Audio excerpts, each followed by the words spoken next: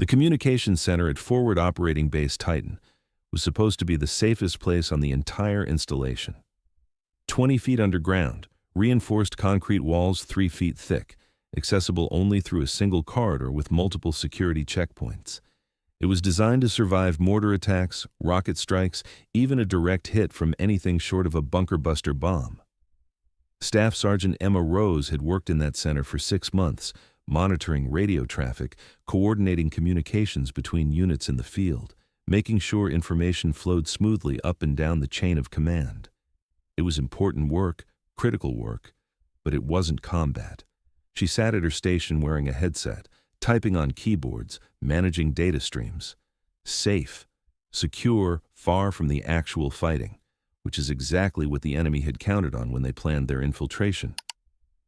Emma was 3 hours into her midnight shift, coordinating communications for a patrol that had made contact with insurgents about 15 clicks north of the FOB. Her fingers flew across the keyboard, relaying coordinates to fire support, updating the Tactical Operations Center, making sure everyone who needed information had it in real time. Falcon 2-6, this is TOC, fire mission confirmed. Arty splash in 30 seconds, danger close, all friendly personnel acknowledge and take cover, she transmitted, her voice professionally calm despite the urgency of the situation. The radio crackled back. TOC, Falcon 2-6, all personnel in cover, ready for Arty, standing by. Emma counted down in her head, monitoring multiple screens simultaneously. Radio traffic, satellite imagery, unit positions, threat assessments. This was what she was good at, this multi-dimensional chess game where information was power and timing was everything. The artillery impacted exactly on schedule. Through the radio net, she could hear the thunder of explosions, followed by Falcon 2-6's voice reporting effect on target. Enemy contact broken, 2 friendly wounded, requesting medevac. Falcon 2-6, TOC copies. Medevac is inbound. ETA 12 minutes. Designate LZ with purple smoke, Emma transmitted, already coordinating with the medevac unit, making sure pilots had all the information they needed. It was routine. Intense, high-stakes routine, but routine nonetheless. She'd handled dozens of situations like this, maybe hundreds. The communications center hummed with quiet efficiency around her, 6 other operators at their stations, each managing their own piece of the battlefield, the watch officer monitoring everything from his elevated position, making sure the machine ran smoothly. That's when the lights went out. Not flickering, not dimming, just instant, complete darkness. The kind that only happens when power is cut deliberately, when someone knows exactly which circuits to sever to kill primary and backup systems simultaneously. Emergency lighting kicked in after 3 seconds, bathing everything in red. Emma's training took over immediately. Her hand moved to the emergency radio on her vest. Every operator wore one, designed to work even if all the fancy equipment failed. TOC to security, we just lost main power, need status check on... She never finished the sentence. The sound of gunfire erupted from the corridor outside, the distinctive crack of M4 rifles mixing with the deeper boom of AK-47s, shouting in accented English, return fire, then screaming. The watch officer, Captain James Morrison, was already moving, his sidearm drawn. All personnel, we are under attack. Arm yourselves. Establish defensive positions. The door exploded inward, not opened, exploded. Whoever was coming through had used breaching charges, blowing the reinforced door off its hinges, sending it crashing into the room trailing smoke and debris. Emma dove behind her console, her hand finding the M4 carbine she kept secured under her desk. Required equipment for everyone in the FOB, even communications operators who theoretically would never need it. 4 men came through the shattered doorway, dressed in a mix of military gear and civilian clothes, faces covered, weapons up and firing. They moved with professional coordination, each covering a sector, their tactics suggesting training well beyond typical insurgent forces. Captain Morrison got off 2 shots before taking rounds to the chest. His body armor caught them, but the impact knocked him backward over his desk. 2 other operators went down in the first exchange, neither moving afterward. Emma's world narrowed to tunnel vision, adrenaline flooding her system. She brought her M4 up from behind the console, flipped the safety selector to fire, and did something she'd been trained to do but never thought she'd actually need to do outside a range qualification. She started shooting back. But before we show you what happens when armed insurgents break into a communication center expecting to find defenseless support personnel, and instead encounter someone with a very specific and very dangerous skill set that nobody knew about, drop a comment telling us where in the world you're watching from. Because what's about to unfold in this underground facility will prove that some warriors don't advertise their capabilities until the moment those capabilities become necessary. Emma's first 3-round burst caught the lead attacker in the chest, his body armor absorbing the rounds but staggering him backward. Her training was taking over, years of muscle memory that had nothing to do with sitting at a communications console and everything to do with a past she didn't talk about, a past that most people on this FOB didn't even know existed. The attackers had expected to overwhelm a room full of support personnel, people whose primary weapons were keyboards and radios, people who would freeze or surrender when confronted with armed violence. They had not expected return fire, especially not accurate return fire from someone who clearly knew what they were doing. Emma moved, not staying in one position, using her knowledge of the room's layout to her advantage. She fired another burst, this time going for headshots, and the lead attacker went down for real, his weapon clattering from nerveless hands. "Ranger qualified," she shouted, not to intimidate the attackers but to inform any other defenders in the room. "I've got training. Rally on me." Rally. 3 attackers remained, and they were adapting fast, taking cover, returning fire with disciplined bursts rather than panicked spraying. These weren't amateurs. One of them shouted something in Pashto, coordinating with his companions, and they began to flank, trying to pin Emma down while another moved to get an angle on her. She recognized the tactic immediately, basic small unit movement, the kind taught to infantry all over the world, but she also knew how to counter it. Instead of staying defensive, she went on the offensive, something most people wouldn't expect from a communications operator. Emma bounded to her left, firing a burst to suppress the flanker, then rolled behind another console. The attacker on the right had expected her to stay put, to play defense. He was moving toward her last position, weapon-oriented wrong, when she came up from her new position and put him down with controlled fire. 2 left. But 2 was still too many, especially when they started getting smart. One threw a flashbang toward her position, not a lethal grenade, meant to disorient rather than kill. They wanted prisoners, she realized, wanted intelligence or hostages or both. The flashbang detonated, but Emma had already squeezed her eyes shut and turned away, having seen it coming. The blast was still disorienting, her ears ringing, but she'd minimized the effect. She kept moving, muscle memory guiding her toward the armory locker on the far wall. More shooting from the corridor outside. Security forces responding to the breach, but they were being held back by what sounded like a substantial force. This wasn't a random attack. This was a coordinated assault, multiple elements, professionals who'd studied the FOB's defenses and found a weakness. Emma reached the armory locker, her fingers finding the combination lock by feel, years of repetition making the motion automatic, even with her vision still recovering from the flashbang. The lock clicked open. Inside were fragmentation grenades, smoke grenades, additional ammunition, and something she'd never thought she'd actually need to use, her old combat kit from when she'd been someone very different. She grabbed a frag grenade, pulled the pin, counted to 2, and threw it toward where the last 2 attackers had taken cover. The explosion was deafening in the confined space, shrapnel tearing through equipment and flesh alike.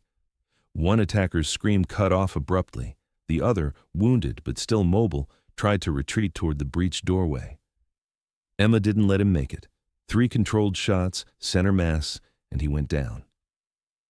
The communications center fell into relative silence, broken only by the ringing in her ears, the distant sounds of fighting in the corridor, and the harsh rasp of her own breathing. 4 attackers down. Captain Morrison groaning, alive but hurt. 2 other operators not moving. Emma conducted an immediate tactical assessment. She was in a hardened facility that was currently under assault by an unknown number of enemy forces. Communications equipment was mostly destroyed. The single exit was compromised. Security forces were engaged elsewhere. She was effectively cut off, with wounded personnel, limited ammunition, and no way to call for help through normal channels. "Operator Hayes, you still functional?" she called to one of the other communications specialists, a young specialist who was huddled behind his overturned desk, eyes wide with shock. Yes, Sergeant, I think so. How did you—" "My history's complicated," Emma interrupted, moving to check on Captain Morrison. "Right now, we need to focus on survival. Can you get any communications working? Emergency frequencies, anything?" "The main systems are fried," Hayes reported, his training overriding his shock as he focused on the problem. "But I might be able to jury-rig something with the backup transceivers if you can give me 5 minutes." "You've got 3, Emma said, checking Morrison's wounds. The body armor had stopped the rounds, but he had what looked like cracked ribs and possibly internal injuries. "Captain, can you hear me?" "Reed," Morrison gasped, using her last name. "What? How?" "I used to be 75th Ranger Regiment," Emma explained shortly, applying pressure to a bleeding wound on his side where a round had caught him under the armor. "4 deployments, 2 with a Ranger battalion, 2 on special assignment. I got out, retrained as communications, thought I'd have a quieter career. Guess that didn't work out." "You're a Ranger?" Morrison looked at her like he was seeing her for the first time, which in a way he was. The person he'd known as his competent but quiet communications operator had just killed 4 armed insurgents in close-quarters combat. "Was a Ranger," Emma corrected. "Still got the training, though." "Now shut up and don't move. I need to stop this bleeding before—" More shooting from the corridor, closer this time. Emma grabbed her M4, moved to a position where she could cover the breached doorway. Through the smoke and emergency lighting, she could see movement, multiple figures trying to advance through the corridor, being held back by defensive fire from the FOB's security forces. But the security forces were pulling back. She could hear it in the pattern of fire, the way the shooting was moving away from the communications center. They were being pushed back or repositioning, which meant this facility was about to be completely overrun. "Hayes, status on comms," Emma called. "Working on it. I've got power to 1 transceiver, trying to find a working frequency." An explosion rocked the facility, dust and debris raining from the ceiling. They were using heavy ordnance, possibly RPGs or satchel charges, systematically clearing rooms as they advanced through the underground complex. Emma made a tactical decision. They couldn't stay here. The communications center had 1 entrance, which made it defensible but also made it a trap.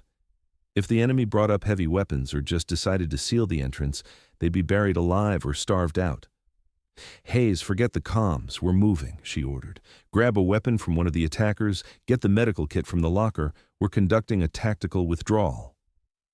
"To where?" Hayes asked, but he was already moving, following orders, his training kicking in despite his fear. "Service tunnels," Emma replied. She'd studied the FOB's layout extensively during her first week here. Old Ranger habits died hard. Always know your exits, always have an escape route. "There's a maintenance access point behind the server racks. Leads to the water treatment system, which connects to the surface through an emergency egress shaft. We can get out, get clear, call in support." "What about Captain Morrison?" Hayes asked, looking at the wounded officer. "We carry him," Emma said flatly. "We don't leave people behind."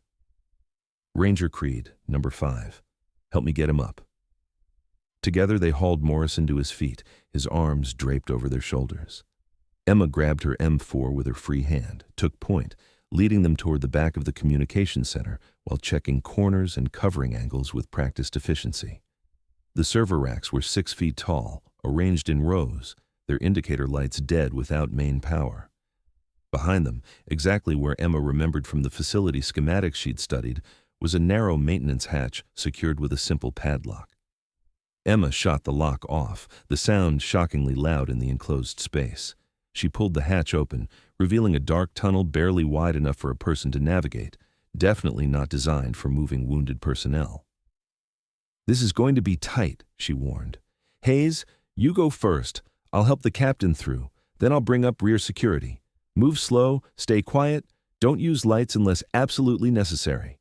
Hayes nodded, his face pale but determined, and squeezed through the hatch into the maintenance tunnel. Emma helped Morrison through next, the captain biting back groans of pain as his injured ribs protested the movement. More explosions from the main corridor, shouting in multiple languages, Pashto, Arabic, and accented English. The enemy was consolidating their hold on the communications center, probably calling in more forces, preparing to exploit whatever intelligence they could extract from the facility. Emma took one last look at the room where she'd spent 6 months, thinking she'd left the dangerous part of her life behind. 4 dead attackers, destroyed equipment, blood and smoke, and the evidence of violence that she'd hoped to never encounter again. Then, she climbed into the maintenance tunnel, pulled the hatch shut behind her, and focused on the immediate problem: getting her people out alive. The tunnel was exactly as miserable as she'd anticipated. Cramped, dark, filled with pipes and conduits that caught on equipment and uniforms. They moved in single file, Hayes in front, Morrison in the middle, supported by both of them, Emma bringing up the rear with her weapon oriented backward, covering their escape route.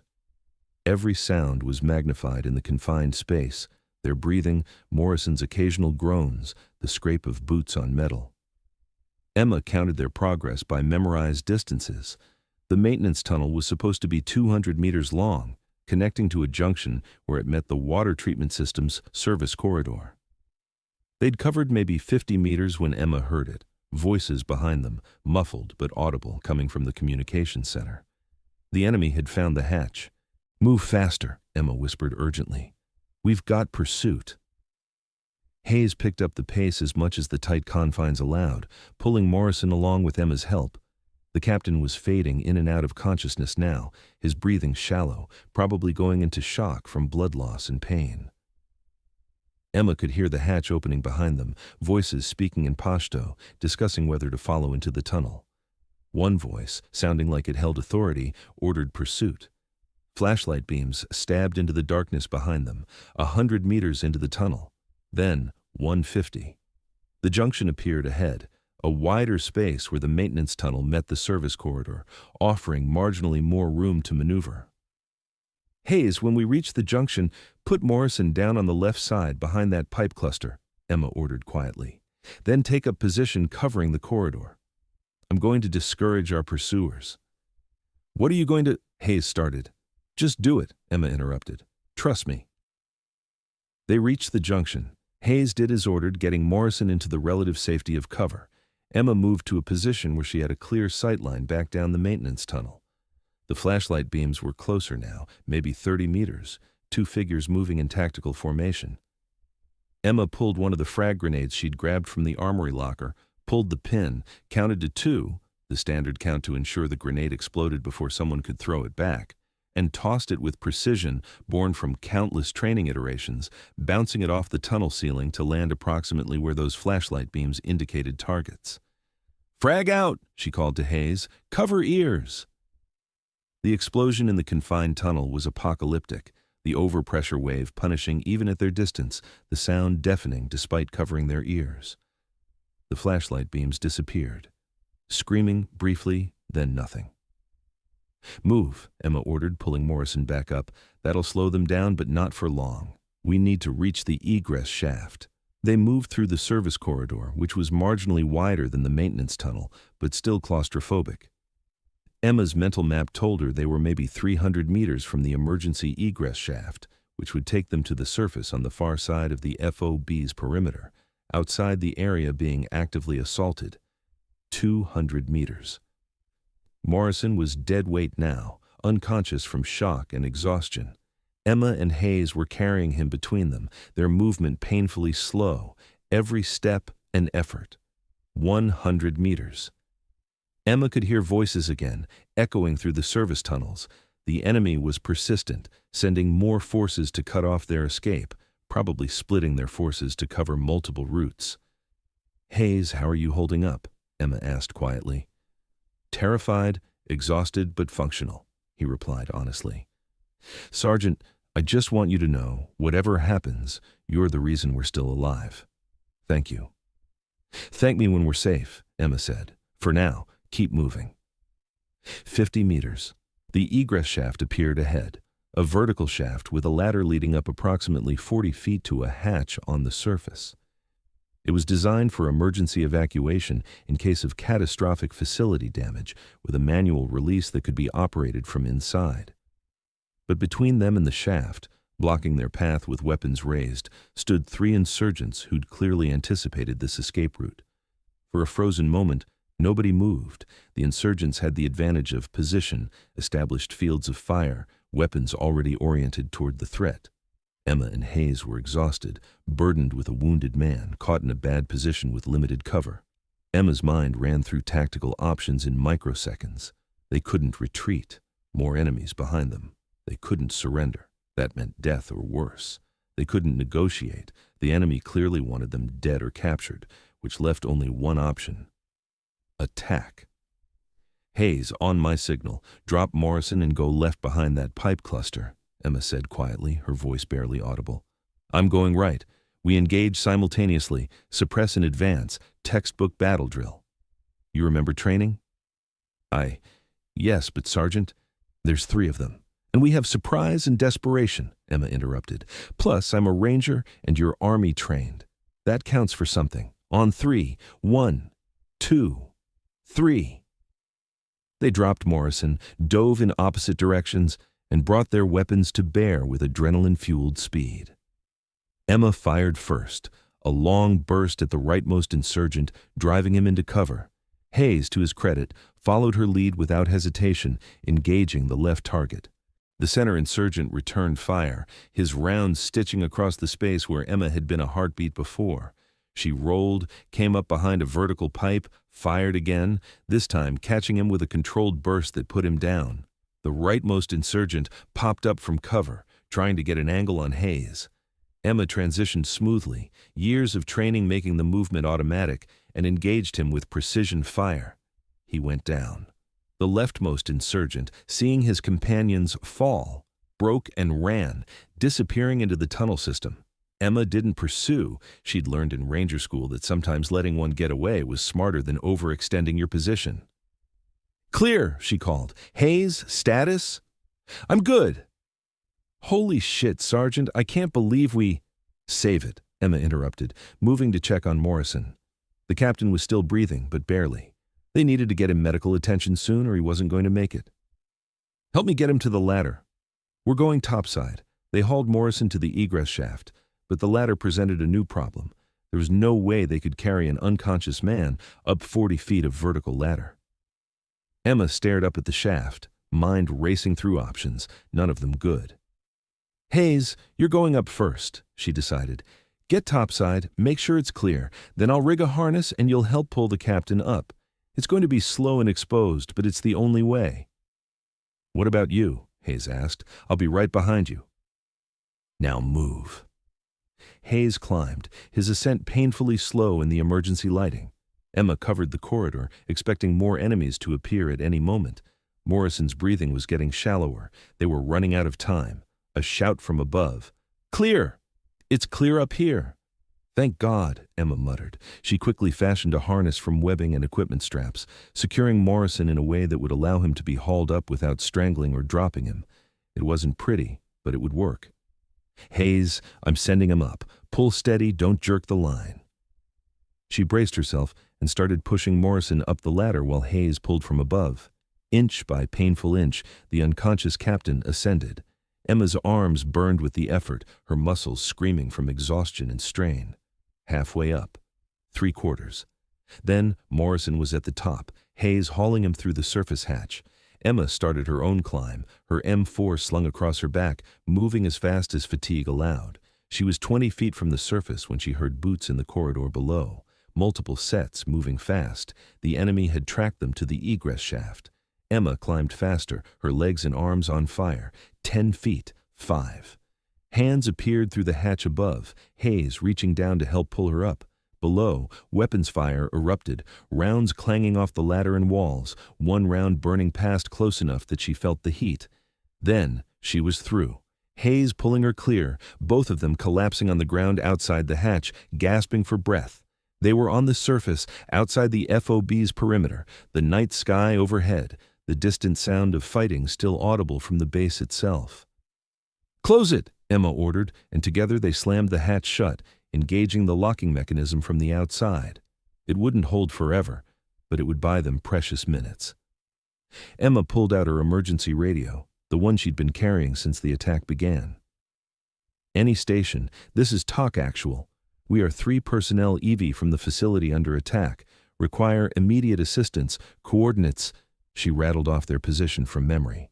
1 urgent surgical, 2 ambulatory, multiple enemy forces in pursuit. How copy? Static. Then a voice, beautiful in its familiarity. "TOC Actual. This is Falcon 2-6. We copy your transmission. We are 3 minutes from your position. Hold tight. Cavalry's coming."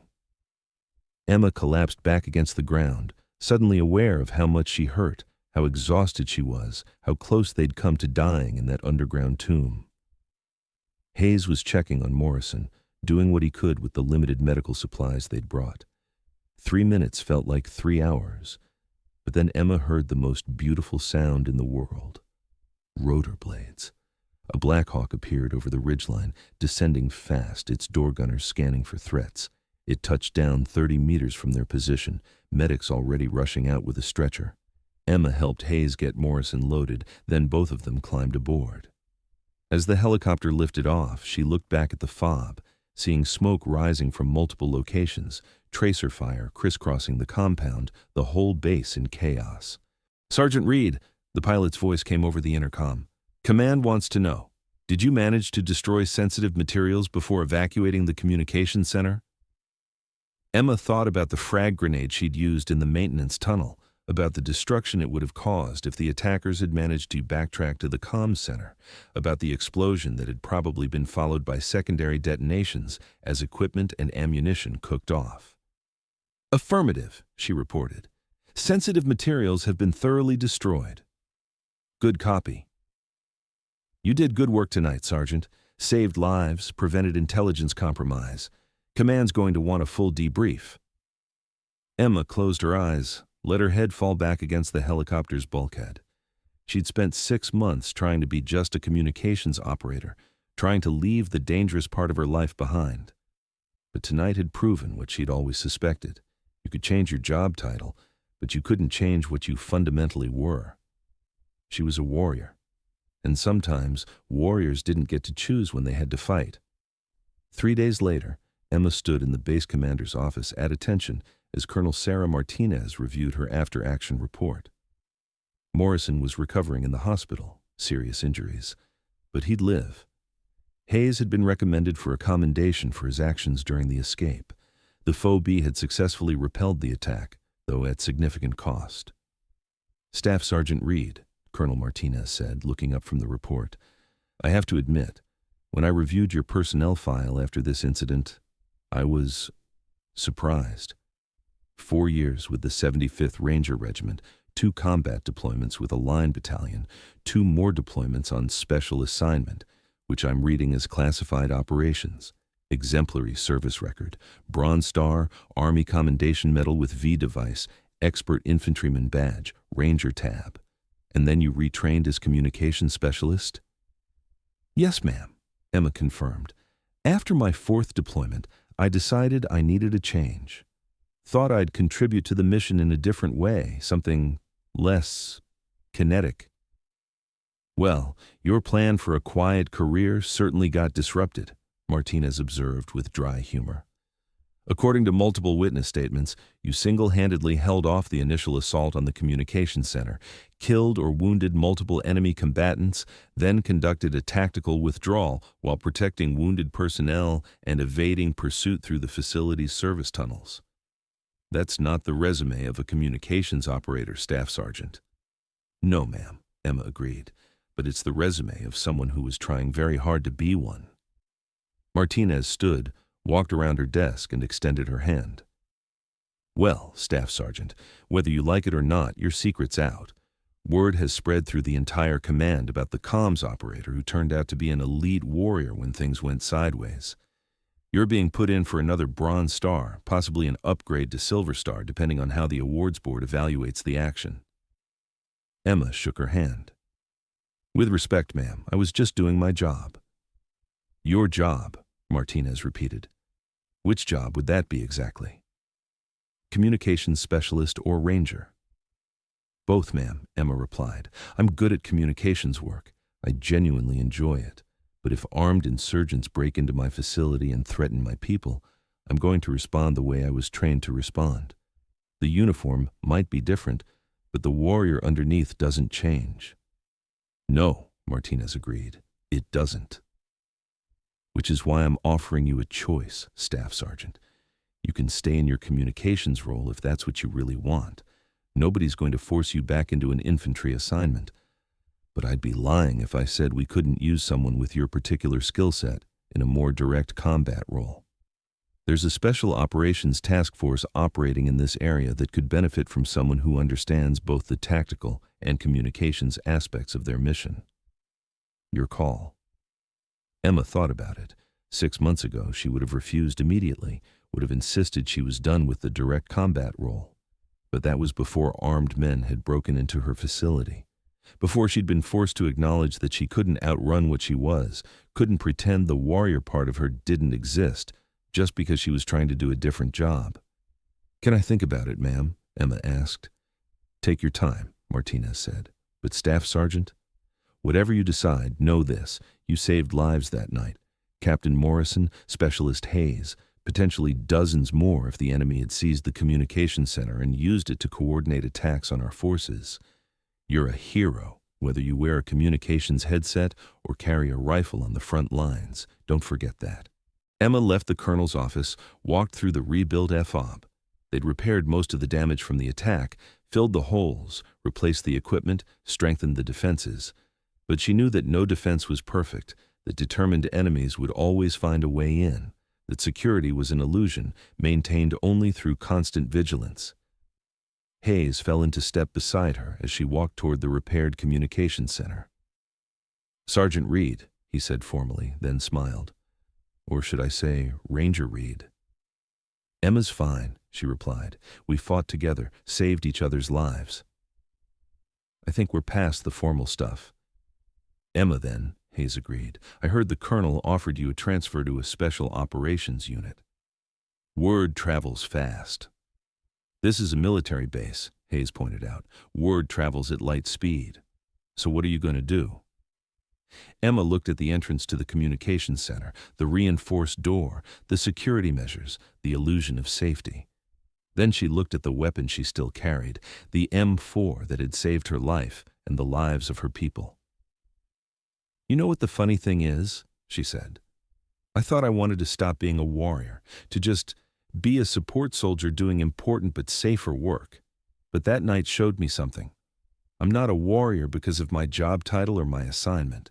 I'm a warrior because of who I am, what I've trained to be, what I'll always be when the situation demands it. So you're taking the transfer, Hayes guessed. I'm taking some time to think about it, Emma corrected. But yeah, probably. Because there's a difference between running from who you are and choosing how you apply what you are. I can be a communications expert and a combat operator. Those skills complement each other. Well, whatever you decide, Hayes said seriously, I just want to say thank you. You kept your head when everyone else was panicking, you fought like a demon, and you got us out alive. That's what Rangers do, right? That's the creed? That's the creed, Emma confirmed. Never leave a fallen comrade. And yeah, I guess once a Ranger, always a Ranger. You can change your job, but you can't change what the training made you. She thought about the question that had been whispered around the FOB after that night. Who was the communications operator who fought like a Special Forces soldier? The answer was simple and complex at the same time. She was Emma Reed. She was a communications specialist who happened to also be an Army Ranger. She was someone who'd tried to leave combat behind, only to discover that combat had followed her into what was supposed to be the safest room on the base. And when armed men had broken into her facility expecting to find defenseless support personnel, they'd instead encountered a warrior who'd been trying very hard to not be one anymore. That had been their fatal mistake. Emma smiled slightly, patted Hayes on the shoulder, and headed back to work. There were communications to manage, networks to monitor, information to coordinate. Important work, critical work. But her M4 stayed within easy reach, always loaded, always ready. because she'd learned a valuable lesson that night. You could be whatever job title the military gave you, but when armed enemies came through the door, job titles didn't matter. What mattered was whether you could fight. And Emma Reed could definitely fight. The next time someone asked who the communications operator was who'd held off an entire assault force, the answer would be simple. She was a warrior who happened to work in communications, and that combination, as the enemy had learned too late, was far more dangerous than either role alone. Never underestimate the quiet professionals, especially the ones who seem to be doing something safe, because sometimes the person at the desk is just a person at a desk, and sometimes they're a ranger waiting for a reason to remember what they used to be. The enemy had given Emma that reason, and they'd paid for it with their lives. Thanks for watching. Every woman has a story worth telling. Join us to hear them all.